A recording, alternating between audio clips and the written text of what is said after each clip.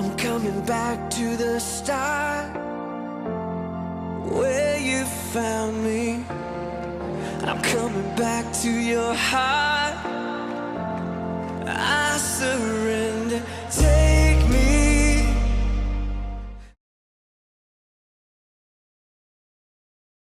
히브리서 4장 14절로 16절까지의 말씀입니다. 한 목소리로 함께 하나님 말씀 읽고 아멘 하겠습니다. 시작.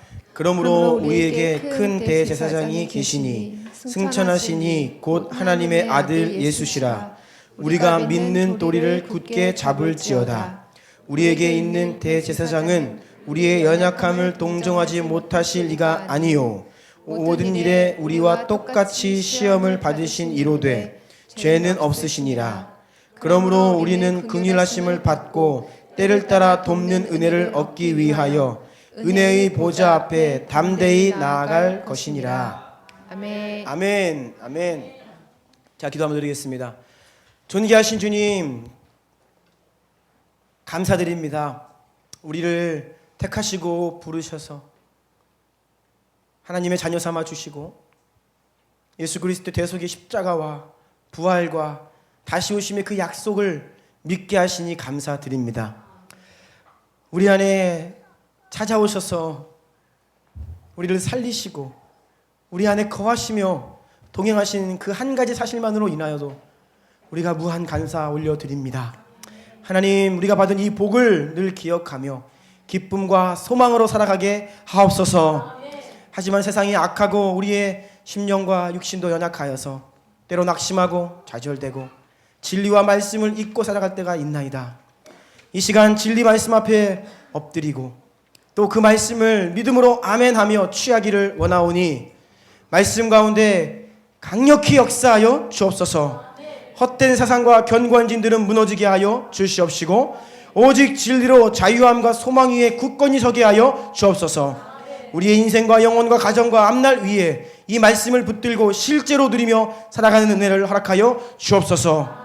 홀로 이 가운데 운행하시고 악한 영 틈타지 못하게 우리를 보호하여 주시며 은혜만이 충만한 시간 되게 하여 주옵소서.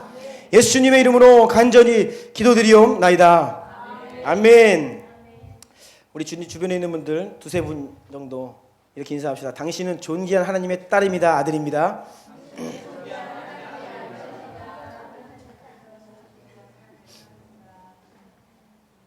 우리는 하나님의 형상들이고 또 존귀하신 하나님의 아들, 딸입니다. 이것을 꼭 믿고 기억하며 살아가는 우리가 되기를 원합니다. 여러분, 기도가 무엇인지에 대해서 다양한 정의를 내릴 수 있습니다. 기도에 대한 책들도 참 많습니다. 오늘 이 기도를 바라보는 두 가지 큰 관점들을 살펴보고요. 기도에 대해서 더 잘 이해하고 또 우리 가운데 기도가 견고히 기도의 생활이 견고히 자리 잡고 또 우리의 삶 가운데 이 기도의 여정이 더 깊어지고 자라가기를 원하는 마음으로 하나님 말씀 나누겠습니다. 위대한 유산 8번째 시간입니다. 한국교회에 주신 위대한 유산들 가운데 특별히 기도의 유업을 우리 교회가 내가 잊겠습니다라는 마음으로 말씀을 나누고 있습니다. 제목 같이 읽어볼까요? 시작. 기도 생활의 매너리즘을 극복하기 위해서는 의무와 교제의 균형이 필요하다. 이런 제목으로 말씀 나눕니다. 1. 기도에 대한 두 가지 다른 관점. 기도를 바라보는 관점과 정의가 있습니다. 그 중에 첫 번째, 기도는 교제다라는 겁니다. 기도가 하나님의 이 사랑을 체험하고 그분과 하나됨을 경험하고 이런 일들이 기도를 통해 이루어진다는 거예요. 이 관점에 따르면 우리가 기도를 통해 기도 가운데 하나님의 임재를 느끼고 경험함으로 우리의 심령의 안식과 평안이 내려옵니다. 기도가 곧 하나님과 개인적으로 인격적으로 나누는 교제의 시간이다라는 것이에요. 시편 27편을 시작으로 여러 말씀을 보면 그 하나님을 경배하며 하나님과 교제를 나누는 그런 기도문들이 많이 기록되어 있습니다. 특별히 27편 보면 그러한데요. 우리가 한번 읽어볼까요? 27편 가로 2번에 있습니다. 27편 4절, 8절, 14절 같이 읽습니다. 시작. 내가 여호와께 바라는 한 가지 일 그것을 구하리니 곧 내가 내 평생에 여호와의 집에 살면서 여호와의 아름다움을 바라보며 그의 성전에서 사모하는 그것이라. 너희는 내 얼굴을 찾으라 하실 때에 내가 마음으로 주께 말하되 여호와여 내가 주의 얼굴을 찾으리이다 하였나이다. 너는 여호와를 기다릴지어다. 강하고 담대하며 여호와를 기다릴지어다. 아멘. 한 가지 일을 바라는데 그것이 바로 여호와의 집에 살면서 여호와의 임재 가운데 하나님의 영광을 바라보며 그분을 사모하며 사랑하며 그분께 물으며 들으며 어떤 이러한 실제적인 하나님과의 교제를 가장 내 인생에 가장 귀한 겁니다라는 고백의 기도입니다. 또 8절 보니까 내 얼굴을 찾으라 주님의 음성이 들려오지요. 그 말씀 앞에 반응으로 하나님께 나아가는 거죠. 하나님과의 교제입니다. 하나님이 말씀하시니 네 주님 제가 그렇게 할게요 라고 아멘이 그런 의미이죠. 주님께 반응하며 주께 나아가는 이러한 기도, 하나님과의 소통이 있고 주님의 감동과 음성이 들려지고 내가 주님께 말씀드리고 기도는 이런 하나님과의 교제다라는 것입니다. 그러니 기도의 시간이 얼마나 즐거워요. 기쁨이 있고 만족이 있고 그러니까 그 시간은 하나님을 누리는 시간이죠. 사모되고 자원함으로 나아가는 기도를 이렇게 정의하는 한 가지 관점이 있다는 것입니다. 두 번째 관점입니다. 다른 반대편에 있는 또 한 가지 관점은 기도는 의무다라는 거예요.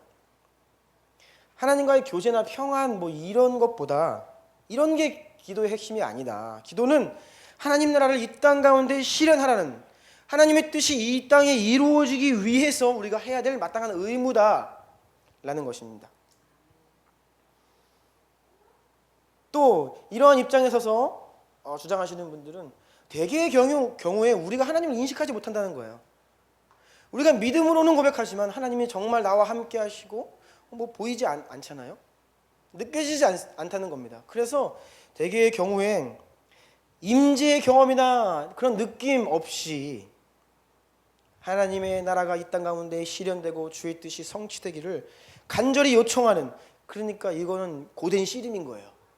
육신이 피곤하고 기도의 자리에 나아가기 힘들고, 그런데 의무이니까 어떻게 해서든 나아가서 내 기도의 의무를 다하겠습니다 하는 일종의 씨름. 또 어떻게 보면 보이지 않는 하나님, 느껴지지 않는 하나님과의 씨름, 이렇게 정의하는 것이 바로 기도는 의무다라고 하는 두 번째 기도에 대한 관점 정의입니다. 실제로 성경에도 이러한 관점의 기도문들이 많이 있습니다. 하나님의 임재를 전혀 느낄 수 없어요. 정말 안 계신 것 같습니다. 그때 하나님께 호소하고 부르짖으며 또 때로는 불평하는 것 같은, 하나님, 권능의 하나님, 사람들이 나를 조롱합니다. 어디 계십니까? 지금 역사해 주십시오라고 하나님의 개입을 요청하는 말 그대로 씨름하는 기도문도 성경에 많이 있어요. 시편 10편부터 많은데요. 대표적으로 시편 22편입니다. 1, 2절 읽어주십시오. 내 하나님이여, 내 하나님이여, 어찌 나를 버리셨나이까? 어찌 나를 멀리하여 돕지 아니하시오며 내 신음소리를 듣지 아니하시나이까? 내 하나님이여, 내가 낮에도 부르짖고 밤에도 잠잠하지 아니하오나 응답하지 아니하시나이다. 시편 22편은 극심한 고통 가운데 고난의 탄식입니다. 악랄한 사람들이 내 주변을 둘러싸고 나를 짓밟고 나를 조롱하고 그런 상황 가운데 드리는 기도예요. 그래서 이 시편 22편은 예수님의 고난과 십자가를 예표하는 기도문이기도 합니다. 실제로 예수님께서 십자가 위에서 엘리 엘리 라마 사박다니, 아버지 아버지 나를 어찌 버리셨나이까, 이 시편 22편 1절 말씀을 예수님이 암송하고 계셨거든요. 이거 인용하시면서 시편 말씀으로 하나님께 부르짖어 기도하신 겁니다.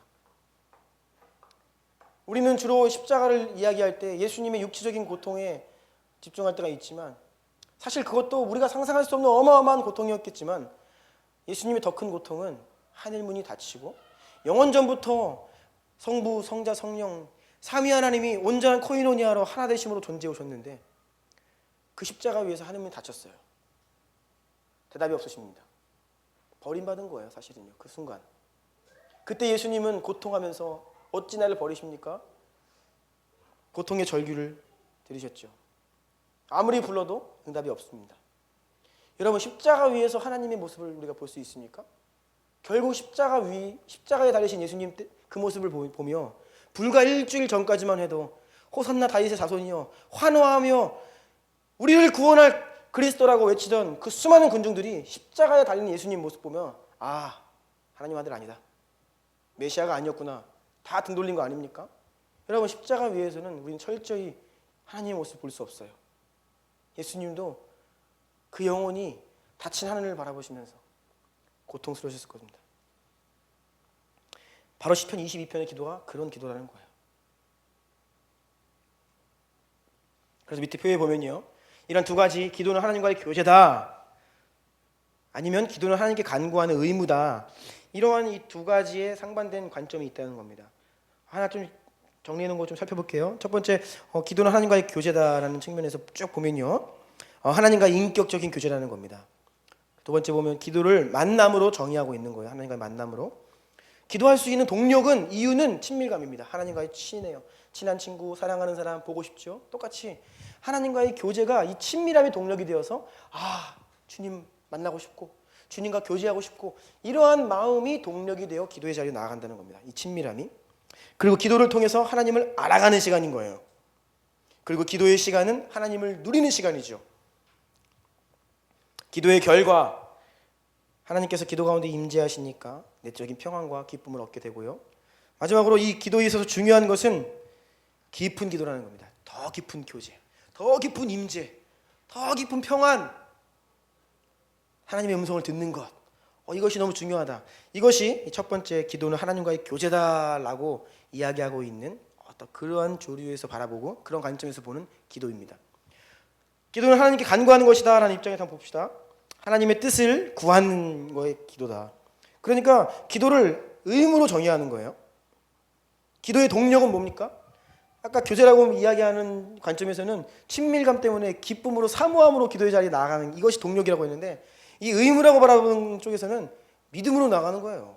순종으로 가는 거지, 이게 쉬운 게 아니라는 겁니다. 피곤하고 기도할 시간 없고 어렵지만 순종으로, 믿음으로 나아가는 거예요. 기도를 통해서 하나님의 뜻이 이루어지고 하나님의 나라가 임하는 것입니다. 이 기도 시간은 누리는 시간보다는 씨름하는 시간이다. 뭐예요? 내 육신과 씨름하고 눈에 보이지 않는 하나님을 내가 믿음으로 기도하는 거니까 하나님과 씨름하는 시간이라는 거예요. 그리고 기도의 결과, 하나님이 기도를 받으셨고 응답하시는.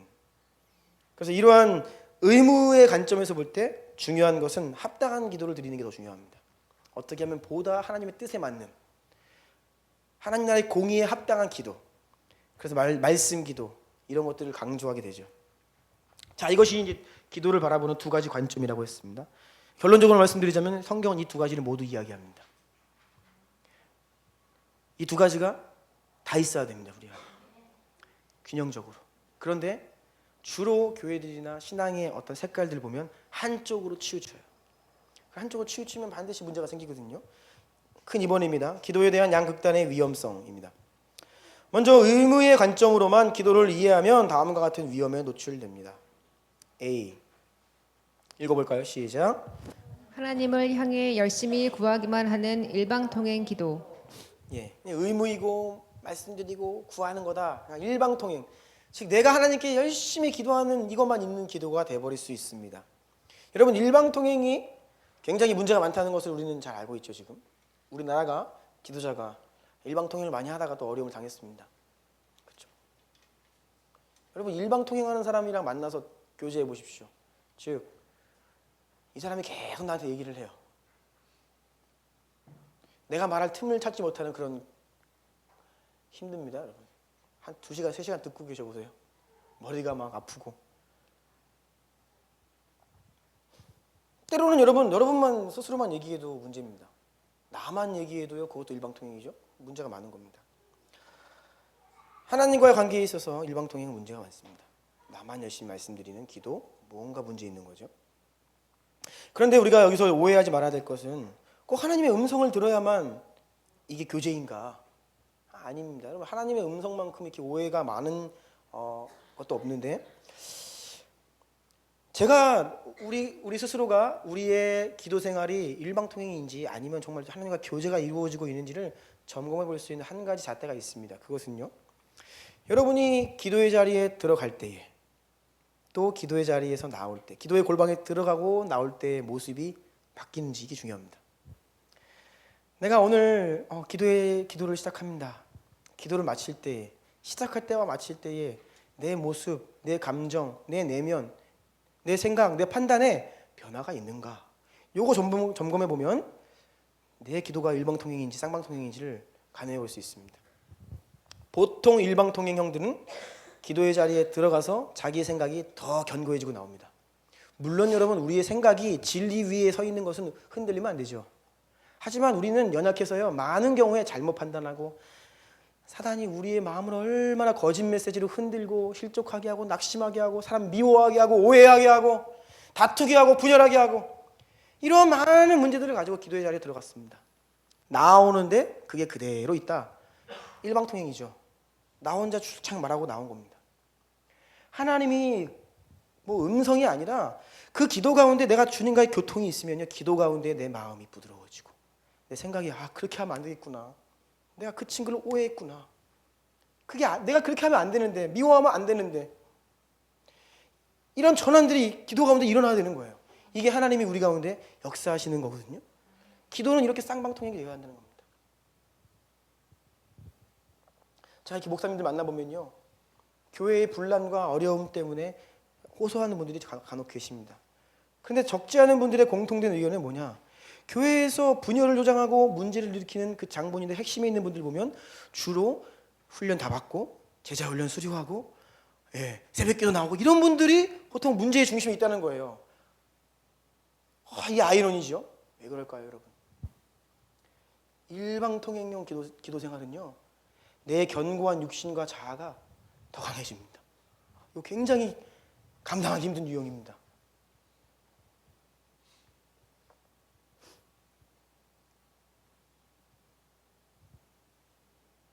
기도하면요, 힘이 솟고요, 소망이 발견되고요, 내 마음에 어둠이 걷히고 빛이 임하고요, 밝은 모습으로 기도의 골방에서 나와야죠. 맞죠?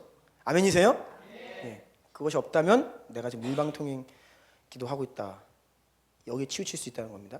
자, 의무의 관점으로만 기도를 하면 또 이런 극단에 치우칠 수 있는데, B, 기도의 의무를 자신이 다했기 때문에, 기도는 의무라고 생각하는 거예요. 그래서 내가 의무야, 내가 순종했어, 내가 의무를 다했어, 스스로를 의롭게 여기는 바리새인과 같은 교만한 태도를 가질 수 있습니다. 그러니까 나는 의무를 다한 의인, 기도하지 않는 사람 보면서 순종하지 않는 죄인들, 이렇게 되는 거예요. 바리새인처럼. 마태복음 6장 5절 읽어주세요. 또 너희는 기도할 때에 의식하는 자와 같이 하지 말라. 그들은 사람에게 보이려고 회당과 큰 거리 어귀에 서서 기도하기를 좋아하느니라. 기도가 자기를 교만하게 하고 자기를 자랑하게 하고 자기의 공로, 이렇게 되는 거예요. 왜요? 의무고 내가 순종했으니까 난 잘한 거잖아요. 이런 측면으로 우리가 치우칠 수 있다는 것입니다.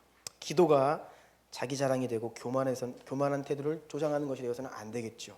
잘못된 기도입니다. C, 다음 페이지입니다. 내가 해야 할 의무, 또 마땅히 하나님께서 기도하라고 말씀하신 거에 명령에 순종했기 때문에 일종의 나의 공로의식이 생길 수 있습니다. 여러분, 이 공로의식이라는 게 굉장히 무섭습니다. 예수님이 포도원 품꾼의 비유에서 아침에 일찍 불러서 일시키고 몇 시간 있다가 또 데려다가 일시키고, 어떤 사람은요, 그 하루 일과 마무리하기 1시간 전에 와서 딱 1시간 일했습니다. 근데 오래 일한 사람과 1시간 일한 사람 똑같이 주니까 오래 일한 사람이 일을 갈아요. 여러분, 이게 보통 우리 모습입니다. 신앙생활 할 때 이런 부분에서 많이 시험에 듭니다. 왜? 난 이만큼 했는데? 뭐야? 이런 거예요. 이게 뭐냐면요, 우리가 하나님께 드린 예배나 섬김과 봉사가 이렇게 공로의식적으로 자리 잡으면요, 이게 그냥 섬기고 기쁨으로 끝나야 되는데 자꾸 다른 사람과 비교하면서 불만족하고 알아주기를 원하고 막 이렇게 된다는 거예요. 이게 공로의식입니다. 이게 굉장히 문제인데, 기도를 의무의 관점으로 접근하다 보면 이게 나의 공로가 되는 거예요. 여러분, 이 공로의식이 견고히 자리 잡으면요, 이게 암적인 우리 안에 쓴뿌리가 됩니다. 자, 마태복음 6장 7절 다 같이 한번 읽어볼까요? 시작. 또 기도할 때에 이방인과 같이 중언부언하지 말라. 그들은 말을 많이 하여야 들으실 줄 생각하느니라. 예, 뭐예요? 기도가 공로 같은 거예요. 많이 하면 하나님이 더 잘 들으신다. 왜요? 내가 그만큼 많이 했으니까. 또 이런 개념으로 기도를 생각할 수 있다는 거예요. 치우친 입장입니다. 그런데 이런 공로의식은 더 나아가서 회의감과 기도 무용론까지 갈 수 있습니다. 즉, 내가 했어, 기도 열심히 했는데 하나님이 일 안 하셔요. 응답 안 하시는 것 같아요. 그러면 회의감에 빠지는 거예요. 야, 기도해봤자 안 된다. 내가 기도해봤는데 안 돼요. 저 열심히 했거든요. 새벽기도 나갔어요. 예배 드렸습니다. 그런데 왜 안 되죠? 라는 수준까지 갈 수 있다는 겁니다. 이것이 다 우리 안에 공로, 나는 했으니 하나님 마땅히 이제 해주셔야 할 차이입니다. 내 기도에 응답하셔야 되죠. 그래서 하나님을 오해하고 신앙생활에 이게 잘못된 역순환이 발생하는 그런 기제가 바로 여기 있습니다.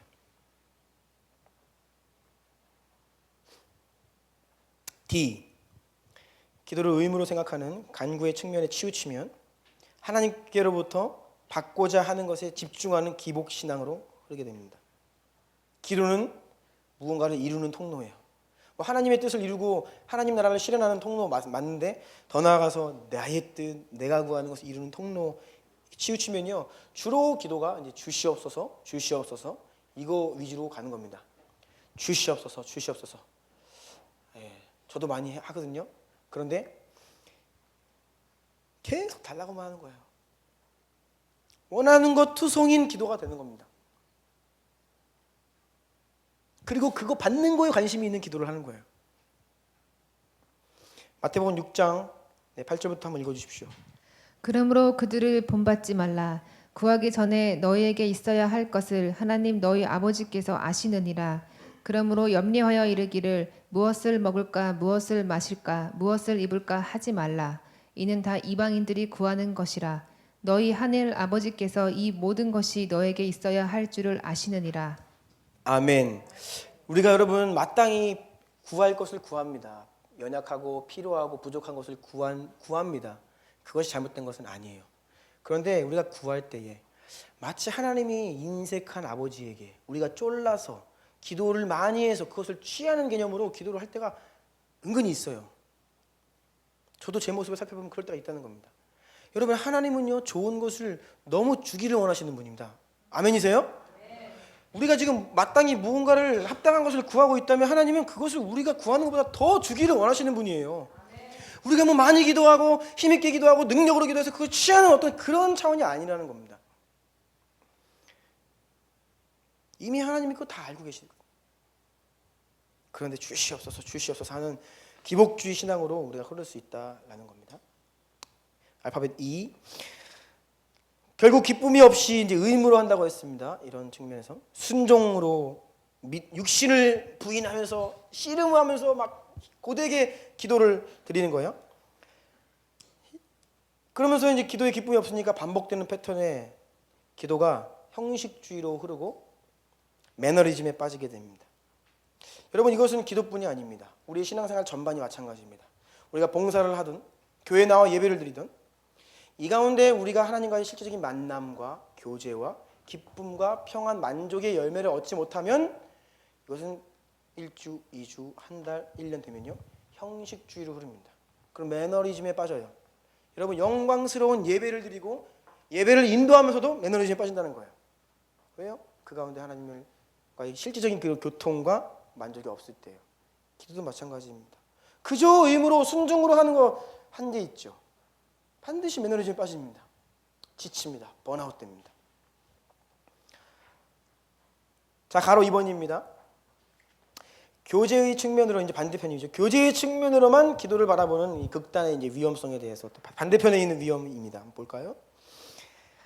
A. 극단적으로 이 영적인 황홀감을 추구하는 신앙으로 흐를 수 있습니다. 감정주의, 신비주의. 여러분, 저는 감정을 매우 중요시하는 사람입니다.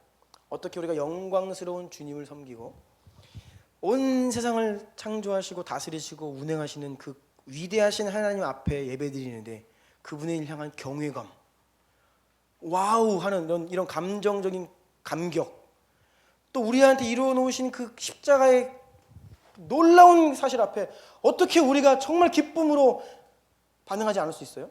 감정은요, 신앙생활에 굉장히 자연스러운 부분입니다. 감정이 없으면 신앙생활 이상한 거예요. 기쁨이 없으면 이상한 겁니다, 그거. 그런데 감정은 중요한 것이고 마땅히 있어야 할 것이지만 감정주의로 흐르면 이제 이게 문제가 됩니다. 뭐냐? 감정이 또 없으면 안 된다는 주의예요. 무조건 감정이 경험돼야 돼요. 내가 기도했는데 오늘 별로 감동이 없어요. 마음에 만족이 없어, 평안이 없어요? 그러면 오늘 기도 아닌가 보다. 감정이 조금 느낌이 좋으면 오늘은 좀 제대로 되네. 이 감정주의입니다. 여러분, 감정에 따라 판단이 좌지우지되면요, 사탄의 밥이 됩니다. 여러분, 오늘날 감정으로 휘둘리는 사람들 얼마나 많은지 몰라요. 여러분, 우리는 진리를 바라보며 진리를 붙들고 판단을 해야죠. 내 안에 느끼는 느낌이요? 예배 가운데 우리가 좋은 느낌, 거룩한 느낌, 주의 임재를 경험할 수 있습니다. 그런데 느낌주의, 감정주의가 되는 순간 우리는 사탄의 밥이 돼요. 낙심되고 막 마음에서 공격하는 것이죠. 그러니까 반드시 살아있는 기도라고 하면, 하나님과의 교제가 있다면 체험이 있고 신비로운 것을 경험하고 막 이래야 된다는 거예요. 이게 바로 영적인 엑스터시를 추구하는 잘못된 신앙입니다. 여러분, 이게 좋아 보이죠? 하지만 거룩하게 영적으로 포장된 자기만족입니다. 내 감정 치우는 거예요. 여러분, 여기에 중독되면요, 굉장히 심각합니다. 저는 이런 분들 많이 봤어요. 그러면 이거 중독되잖아요. 그러면 요런 예배만 찾아다니고요, 요런 집회만 따라다닙니다. 불의 종, 그런 분들만 가서 안수받기 원하고. 왜요? 그 뜨거운 마음을 경험해야 돼요. 뭔가 불이 막 경험돼야 돼요. 막 느낌이 안 채워지면 그건 아닌 거예요. 조심해야 됩니다. 자기만족, 내 안에 채워지지 않는 그 자기만족을 어떤 감정으로 계속 채우려고 하는 잘못된 신앙 극단입니다. B, 임재가 없다고 느껴지는, 또 내적인 만족이 없는 기도를 굉장히 수준 낮게 여기는 영적 교만입니다. 누군가가 의무를 다하기 위해서 하나님께 부단히 나아가는데요, 이분이 하나님께 감동이 좀 약하고 그러면 막 꽐보는 거야. 야, 너는 그 바리새인과 같은 기도야. 하나님 음성을 들어야지. 하나님과 소통이 있고 있어야지. 꽐보는 거예요. 소위 이 은사주의 그룹 안에서 이런 영적 교만들이 많습니다.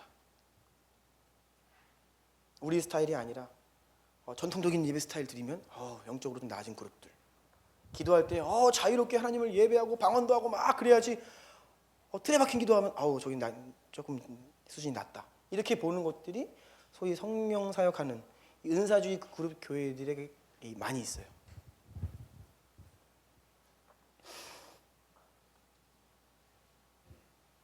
우리가 이 부분 조심해야 됩니다. 여러분, 내가 하나님이 느껴지지 않는다고 해서 하나님이 그 자리에 안 계십니까? 아니죠. 우리의 판단은 잘못될 수 있어요. 이런 영적 교만은요, 좀 더 나아가면 아주 심각한 수동성까지 나아갑니다. 이 수동성은 굉장히 위험합니다.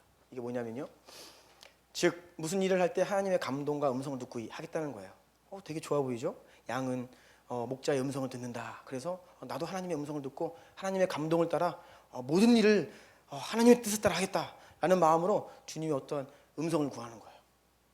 매사 모든 일들 가운데. 여러분, 근데요, 우리가요, 삶을 살 때요, 감동 없이 하나님의 특별하신 어떤 그런 지시하심 없이 해야 될 일들이 훨씬 많습니다. 그렇지 않나요? 우리가 하루를 살 때 판단하고 결정하고 무언가를 할 때요, 내 스스로가 주님이 주시는 이 진리의 빛 가운데 내가 생각하고 내가 판단해서 결정해야 될 분들이 많이 있어요. 그런데 잘못하면 그냥 주님께서 주시는 것만 하겠습니다. 주님 말씀하지 않으시면 밥도 안 먹겠습니다. 이런 분들이 계세요. 이러면 이제 비이성적으로 흐릅니다. 내가 누군가를 오늘 저녁 7시에 만나기로 했습니다. 예를 들어서. 그럼 여러분, 7시에 만나기로 했으면 7시까지 가야 돼요. 맞죠? 근데 그 약속을 앞두고 주님 가야 됩니까 말아야 됩니까? 이거는 잘못된 신앙이에요. 이런 신앙생활하는 분들이 많다는 거예요.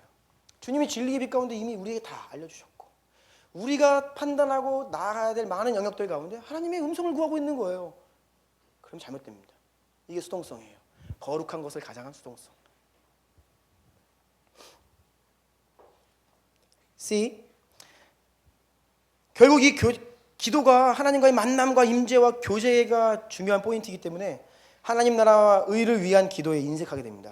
즉 내가 속한 교회, 우리 민족 교회, 한국 교회, 나라, 북한, 열방, 그리고 또 우리 주변에 있는 연약한 자들을 위해 우리가 마땅히 중보의 짐을 지고 그들을 위해 기도해야 하는데 이거에는 별로 관심이 없는 거예요. 마태복음 6장 33절 다 같이 읽어볼까요? 시작. 그런즉 너희는 먼저 그의 나라와 그의 의를 구하라. 그리하면 이 모든 것을 너에게 더하시리라. 아멘. 여러분 안에 꼭 기쁨이 있어야 여러분 자녀를 위해 기도할 것입니까? 여러분 안에 만족이 있어야 우리 교회를 위해 기도하시겠어요? 아니죠. 기쁨이 없어도 만족이 없어도 내가 속한 내가 지체된 우리 주나임 교회, 우리 한국 교회, 열방을 위해 기도해야 합니다. 여러분 옆에 있는 멤버들, 세원들을 위해서 기도해야 돼요.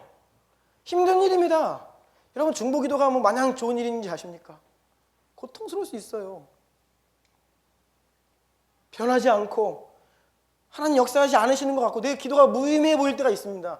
그럼에도 불구하고 우리는 마땅히 하나님 나라의 의와 그 나라를 위해 기도해야 하는데 너무 이 교제에 치우치고 만남과 임재라고 하는 여기에 치우치면요 이런 마땅히 해야 될 기도의 의무를 도외시할 수 있다는 것입니다. 자, 큰 3번입니다. 그래서 오늘 말씀을 좀 마무리하려고 합니다. 3번 제목 읽어볼까요? 시작. 의무를 지나 기쁨에 이르는 기도를 추구하라. 제임스 패커가 이렇게 했습니다. 이 말을. 우리의 기도가 의무를 지나 기쁨까지 나아간다. 이 두 가지가 같이 우리 안에 있어야 한다고 이야기하는 거예요. 바로 1번. 우리는 하나님의 임재가 전혀 느껴지지 않을 때에도 예수 그리스도로 인해 담대하고 과감하게 하나님께 나아가 필요를 채워주시기를 기도할 수 있습니다. 오늘 본문입니다. 히브리서 4장 14절로 16절 다시 한번 읽겠습니다. 시작. 그러므로 우리에게 큰 대제사장이 계시니 승천하시니 곧 하나님의 아들 예수시라. 우리가 믿는 도리를 굳게 잡을지어다. 우리에게 있는 대제사장은 우리의 연약함을 동정하지 못하실 이가 아니요 모든 일에 우리와 똑같이 시험을 받으신 이로되 죄는 없으시니라. 그러므로 우리는 긍휼하심을 받고 때를 따라 돕는 은혜를 얻기 위하여 은혜의 보좌 앞에 담대히 나아갈 것이니라. 아멘. 아멘. 우리가 주님께 나아갈 수 있는 근거와 이유는 예수 그리스도의 십자가죠. 우리의 느낌이 아니에요. 우리가 그것을 통해 얻는 만족 때문에 나아가는 것이 아닙니다. 그래서 하나님이 안 계신 것처럼 느껴져도 사방에 우겨쌈을 당하고 고통 가운데 있을 때에도 우리는 예수님 붙들고 의지하며 나아갈 수 있는 것이죠. 아멘. 그리고 그렇게 나아가야만 합니다. 그래서 시편 말씀에 하나님이 전혀 느껴지지 않고 아무런 응답이 없는 영적 암흑 속에서 부르짖어 기도하는 내용들이 많이 있어요. 지명강에서 제가 씻지 못했는데 시편 40편 1절 제가 읽어드립니다. 다윗이 고통 가운데 있을 때 이렇게 기도했습니다. 내가 여호와를 기다렸더니 안 계신 것 같거든요. 그래도 기도합니다. 부르짖고 기도하고 기다렸더니 귀를 기울이사 나의 부르짖음을 마침내 들으셨다. 느낌 때문에 중단하면요 끝나는 거예요. 이것이 그럼에도 불구하고 진리를 붙들고 의무이고 마땅히 해야 될 바다 붙들고 주님께 계속 부르짖으며 나아갔더니 마침내 주께서 들으시고 응답하시고 임재하시며 위로하시는 거죠. 의무를 지나 기쁨까지 이르는 기도입니다. 또한 성경은 기도가 의무이긴 하지만 하나님께서 우리 가운데 지금도 머물고 계시고 우리의 기도를 더욱 돕고 계시고 우리가 이 땅 위에 사는 동안에 그 하나님을 느낄 수 있다.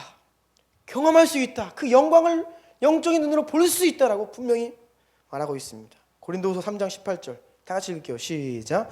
우리가 다 수건을 벗은 얼굴로 얼굴을 보는 것 같이 주의 얼굴을 보네. 그의 같은 형상으로 변화하여 영광에서 영광에 이르니 곧 주의 영으로 말미암음이니라. 아멘. 먼 미래에 있을 일이 아닙니다. 지금 우리에게 보장되어 있고 우리가 누리고 있는 그 말씀이에요. 이게요. 주님의 영광을 본다는 것입니다. 어떻게 해요? 영적인 눈으로요. 기도의 자리에서 본다는 것이죠. 네. 그리하여 우리가 예수님의 형상으로 지금 기도의 자리에서 변화되어 나아가 영광에서 영광으로 이른다는 것입니다.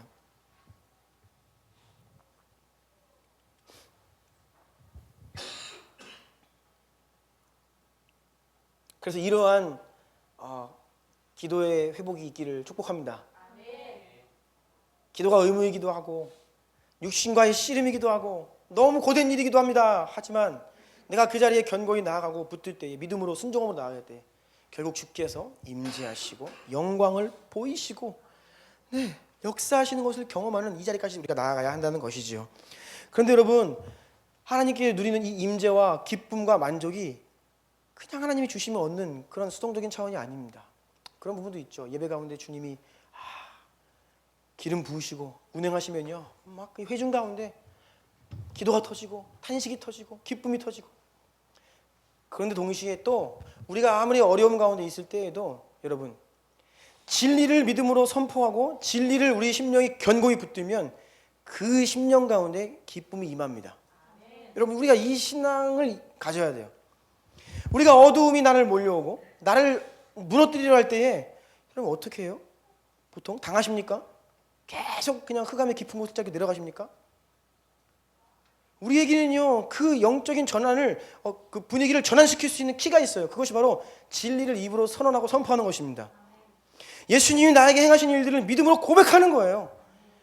그러면서 여러분 스스로 영혼을 향하여서 선포하는 거예요. 내 영혼아, 여호와를 즐거워하라, 기뻐하라, 그분을 바라보라. 그러면서 영적인 전환을 맞이하는 이러한 신앙이 우리에게 필요하다는 것입니다. 시편 13편 5절 보니까 나는 오직 주의 사랑을 의지하여 싸우니 나의 마음이 주님의 구원을 기뻐한다. 여러분이 진리를 붙들고 의지하면 여러분 심령 가운데 기쁨이 부어지는 것입니다. 여러분,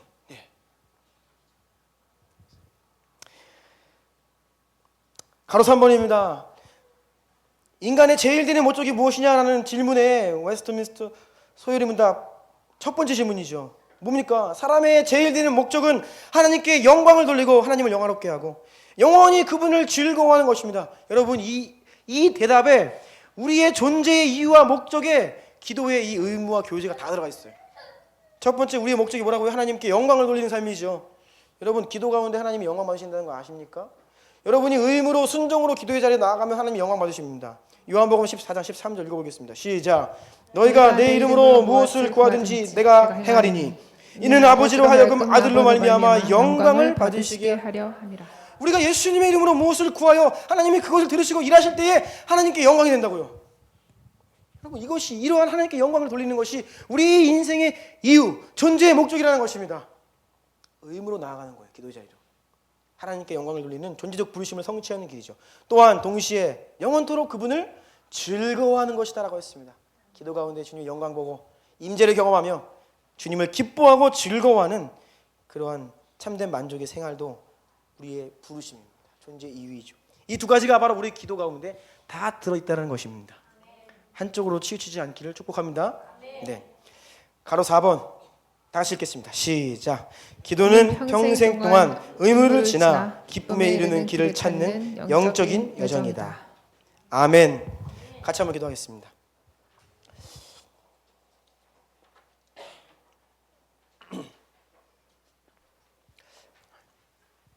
여러분, 하나님은 완전한 분이십니다. 아멘이세요? 이것은요, 어떤 인간의 어떤 한 관점과 사고, 어떤 무슨 주의에 갇히는 분이 아니라는 겁니다. 근데 오늘날 너무나 사람들이 분열되어 있죠. 자기 생각과 판단으로 어떤 노선에 섭니다. 무슨 주의. 세상에도 정치의 주의가 있고요, 진보주의, 보수주의가 있고요, 민족주의, 근본 많이 있어요. 근데 우리 몸된 교회 안에도 이 주의들이 많습니다.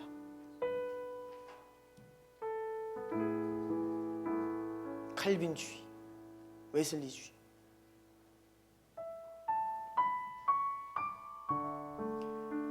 하나님을 가두는 거예요. 우리는요, 완전하신 하나님, 통합적인 하나님 그 앞에서 어느 한쪽이 치우치면 안 됩니다. 오늘 기도가 바로 우리의 의무이자 또 기쁨을 누릴 수 있는 교제라는 이 사실, 두 가지를 다 붙드셔야 됩니다. 한쪽이 치우치면 우리가 곁길로 가고 잘못돼요. 주님께 기도합시다. 주여, 내가 먼저는 기도의 부르심, 이 의무 앞에 순종으로 나아가겠습니다. 하지만 주님, 그것이 단순히 순종의 믿음으로 씨름하는 시간이 아니라 주님을 경험하는 기쁨과 임재가 부어지는 기도가 되기를 원합니다. 우리의 기도 생활을 그러한 것으로 채워주십시오라고 우리 한번 우리의 기도 생활을 되돌아보시면서 오늘 이후로 우리의 기도가 균형 잡힌 기도로, 살아있는 기도로, 또한 의무로 다하는 기도로 견고해질 수 있도록 주님께 은혜를 구하며 주여 3번 부르며 기도하기를 원합니다.